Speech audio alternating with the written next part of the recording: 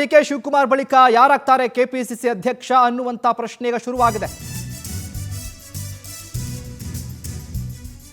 DK Shivakumar ಬಳಿಕ ಯಾರು KPCC ಅಧ್ಯಕ್ಷ? ಕೆಪಿಸಿಸಿ ಪಟ್ಟದ ಮೇಲೆ ಶಾಸಕ ಸತೀಶ್ ಜಾರಕಿಹೊಳಿ ಕಣ್ಣಿಟ್ಟಿದ್ದಾರೆ. ಹಲವು ದಿನಗಳಿಂದ ಕೆಪಿಸಿಸಿ ಪಟ್ಟದ ಬಗ್ಗೆ ಸಾಹುಕಾರ್ ಟಾಕ್ ಜೋರಾಗಿದೆ. ಚರ್ಚೆ ಅಂತೂ ಸಿಕ್ಕಾಪಟ್ಟೆ ಇದೆ. ಸತೀಶ್ ಜಾರಕಿಹೊಳಿಗೆ ಒಲಿಯುತ್ತಾ ಕೆಪಿಸಿಸಿ ಅಧ್ಯಕ್ಷ ಗಾದಿ? ಈಗಾಗಲೇ ಸತೀಶ್ಗೆ ಚೆಕ್ಮೇಟ್ ಅನ್ನು ಇಡೋದಕ್ಕೆ ಆಪ್ತರು ಸಜ್ಜಾಗಿದ್ದಾರೆ. ಶಾಸಕ doctor G Parameshwar, MLC BK Hariprasad lobby ನಡೆಸಿದ್ದಾರೆ. ಕೆಪಿಸಿಸಿ ಅಧ್ಯಕ್ಷ ಸ್ಥಾನದ ಬಗ್ಗೆ ಹೈಕಮಾಂಡ್ ನಾಯಕರ ಜೊತೆ ಚರ್ಚೆ ಕೂಡ ಮಾಡಿರೋದು, ಸಾಹುಕಾರ್ ಕೊಡಿ ಅಂತ.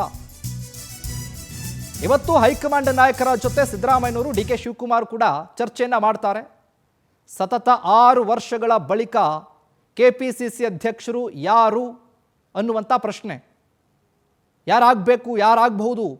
ಆ ಪಟ್ಟಕ್ಕಾಗಿ ಸಿಕ್ಕಾಬಟ್ಟೆ ಪೈಪೋಟಿ ಅಂತೂ ಜೋರಾಗಿ ನಡೀತಾ ಇದೆ. ಹಲವು ನಾಯಕರಿದ್ದಾರೆ ಆ ಸ್ಥಾನಕ್ಕಾಗಿ.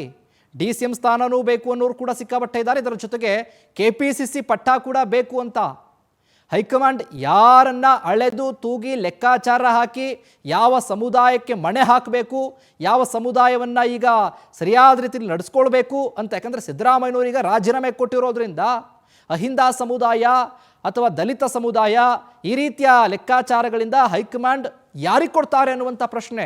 ಇದರ ಜೊತೆಗೆ ಮುಂಬರುವಂಥ ಚುನಾವಣೆಯ ಗಮನದಲ್ಲಿಟ್ಟುಕೊಂಡು ಯಾರಿಗೆ ಕೊಟ್ಟರೆ ಸೂಕ್ತ, ಸಂಘಟನೆ ವಿಚಾರಕ್ಕೆ ಸಂಬಂಧಪಟ್ಟ ಹಾಗೆ ನಾಯಕರು ಒಗ್ಗಟ್ಟು, ಇದರ ಜೊತೆಗೆ ಎಲ್ಲ ಭಾಗಗಳಿಗೂ ಕೂಡ ಚಿರಪರಿಚಿತನಾಗಿರುವಂಥ ನಾಯಕ ಬೇಕಾಗತ್ತೆ.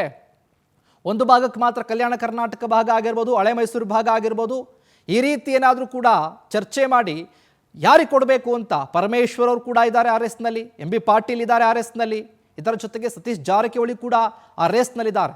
ಇನ್ನು ಇದೇ ವಿಚಾರಕ್ಕೆ ಸಂಬಂಧಪಟ್ಟ ಹಾಗೆ ಹೆಚ್ಚಿನ ಅಪ್ಡೇಟ್ಸ್ ಅನ್ನ ಕೊಡ್ತಾರೆ ನಮ್ಮ ಪ್ರತಿನಿಧಿ ಆನಂದ್. ನೇರ ಸಂಪರ್ಕದಲ್ಲಿ ಜಾಯ್ನ್ ಆಗ್ತಾ ಇದ್ದಾರೆ, ಮಾತನಾಡಿಸ್ತೀನಿ. ಆನಂದ್, ಗಮನಿಸ್ತಾ ಇದ್ದೀವಿ ಕೆಪಿಸಿಸಿ ಪಟ್ಟಕ್ಕಾಗಿ ಸಿಕ್ಕಾಬಟ್ಟೆ ಪೈಪೋಟಿ ಅಂತೂ ಇದೆ. ಸತೀಶ್ ಜಾರಕಿಹೊಳಿಯವರ ಹೆಸರು ಕೂಡ ಜೋರಾಗಿ ಕೇಳಿ ಬರ್ತಾ ಇದೆ. ಹೈಕಮಾಂಡ್ ಮಟ್ಟದಲ್ಲೂ ಲಾಬಿ ಜೋರಾಗಿದೆ. ಹೆಚ್ಚಿನ ಅಪ್ಡೇಟ್ಸ್ ಕೊಡೋದಾದ್ರೆ ಆನಂದ್. ಶಿವಕುಮಾರ್, ಪ್ರಮುಖವಾಗಿ ಡಿಕೆ ಶಿವಕುಮಾರ್ ಅವರು 3ನೇ ತಾರೀಕು CM ಆಗಿ ಪ್ರಮಾಣ ವಚನ ಸ್ವೀಕಾರ ಮಾಡಲಿದ್ದಾರೆ. ಈ ಸಂದರ್ಭದಲ್ಲಿ ಅವರು ರಾಜೀನಾಮೆಯನ್ನು ಕೆಪಿಸಿಸಿ ಅಧ್ಯಕ್ಷ ಸ್ಥಾನಕ್ಕೆ ಕೊಡಬೇಕು. ಆದ್ರೆ ಇನ್ನೂ ಕೂಡ ಅವರು ರಾಜೀನಾಮೆಯನ್ನು ಕೊಟ್ಟಿಲ್ಲ. ಆಗಲೇ ಕೆಪಿಸಿಸಿ ಅಧ್ಯಕ್ಷ ಸ್ಥಾನಕ್ಕೆ ಸಿಕ್ಕಾಪಟ್ಟೆ ಅಂತ ಒಂದು ಪೈಪೋಟಿ ಶುರುವಾಗಿರ್ತಕ್ಕಂಥದ್ದು. ಪ್ರಮುಖವಾಗಿ BK ಹರಿಪ್ರಸಾದ್ ಅವರ ಹೆಸರು ಕೂಡ ಈಗ ಮುನ್ನೆಲೆಗೆ ಬಂದಿರತಕ್ಕಂಥದ್ದು. ಹಾಗೆ ಲಿಂಗಾಯತ ಕೋಟದಲ್ಲಿ ಈಶ್ವರ್ ಖಂಡ್ರೆ ಮತ್ತೆ MB ಪಾಟೀಲ್ ಅವರು ಕೂಡ ತೀವ್ರ ಲಾಬಿಯನ್ನು ನಡೆಸ್ತಾ ಇದ್ದಾರೆ. ಮತ್ತೊಂದು ಕಡೆ ಸತೀಶ್ ಜಾರಕಿಹೊಳಿ ಅವರು ಈಗಾಗಲೇ ಹೈಕಮಾಂಡ್ ಜೊತೆ ಹಲವು ಸುತ್ತಿನ ಮಾತುಕತೆ ನಡೆಸಿದ್ದಾರೆ. ತಮಗೆ ಕೆಪಿಸಿಸಿ ಅಧ್ಯಕ್ಷ ಸ್ಥಾನವನ್ನ ಕೊಟ್ಟರೆ ಸಮರ್ಪಕವಾಗಿ ನಿಭಾಯಿಸ್ತೀವಿ, ಜೊತೆಗೆ ಸಿದ್ದರಾಮಯ್ಯನವರ ಬಳಿಕ ಅಹಿಂದ ನಾಯಕತ್ವವನ್ನ ಮುಂಚೂಣಿಗೆ ತರಬೇಕು, ಮತ್ತೆ ಅಹಿಂದ ಸಂಘಟನೆ ಆಗಬೇಕು ಅನ್ನೋ ಒಂದು ಡಿಮ್ಯಾಂಡ್ ಅನ್ನು ಕೂಡ ಸತೀಶ್ ಜಾರಕಿಹೊಳಿ ಅವರು ಇಟ್ಟಿರ್ತಕ್ಕಂಥದ್ದು.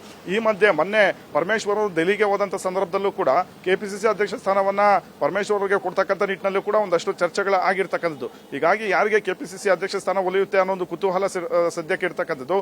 ಒಂದು ಕಡೆ ಲಿಂಗಾಯತ ಸಮುದಾಯದವರು ತಮಗೆ ಆಗಿರ್ತಕ್ಕಂಥ ಒಂದು ಅನ್ಯಾಯವನ್ನ ಸರಿಪಡಿಸ್ತಕ್ಕಂಥ ಒಂದು ನಿಟ್ಟಿನಲ್ಲಿ ಹೈಕಮಾಂಡ್ ನಾಯಕರು ಗಮನ ಹರಿಸಬೇಕು ಅನ್ನೋ ಒಂದು ಒತ್ತಾಯವನ್ನ ಮಾಡ್ತಾ ಇದ್ದಾರೆ.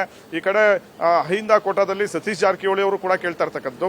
ಮತ್ತೊಂದೆಡೆ ಪರಮೇಶ್ವರ್ ಅವರು DCM ಸ್ಥಾನ ಸಿಗ್ಲಿಲ್ಲ ಅನ್ನೋ ಒಂದು ಅಸಮಾಧಾನ ಇದೆ.